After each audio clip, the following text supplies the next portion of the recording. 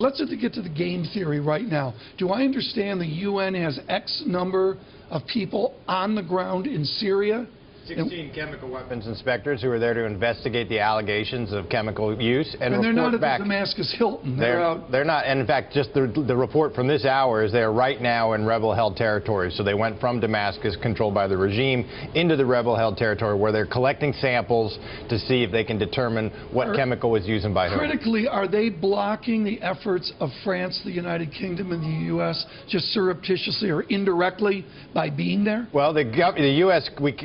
The country can be attacked while the UN inspectors are there, but it is unwise to do so. And what we've had is a number of indications overnight that many people in the U.S. government and the United Nations would like to see them out of country, report to the Security Council before action. This may not sync very well with President Obama's airstrike plans. So at this point, Thursday morning, what is the holdup in terms of a U.S. military action? Is it political or is it tactical? Both.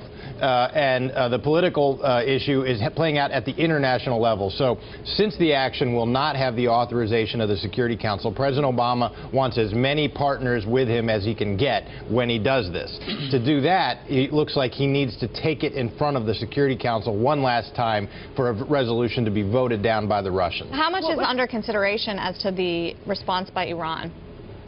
I mean, it's certainly a factor. It's not deterring the United States at this time. It's not like Iran has us in some sort of lock where they can keep us from acting. But it's one of the many things you have to watch out for. What does our audience need to know right now? Within the blur of the news stories and the over-analysis, the micro-analysis, do I understand we have 4 boats in the Eastern Mediterranean? What do we need to know about what our soldiers, our sailors, and our Marines are doing? So we do have 4 warships in the Eastern Mediterranean, but the weapons that we would use have a range that could attack it from much further away, in some cases from Missouri. The Russians also wait a minute. We have a missile from Missouri? No, we have an aircraft from Missouri, the B-2 bomber. Takes off, flies around the world, refuels several times, and can launch precision-guided weapons against these targets, and then go land back in Missouri. And be home for dinner.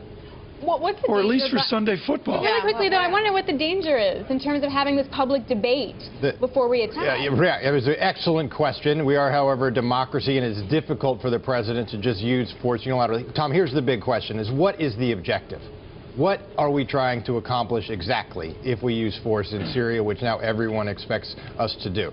And since the president last night once again said it is not regime change, what is it exactly? Is it to just show that we're not going to put out hollow rhetoric? Is it to punish them and deter future chemical weapons? Are we essentially saying it's okay to fight it out on the ground with conventional weapons, but not with conventional weapons, unconventional weapons?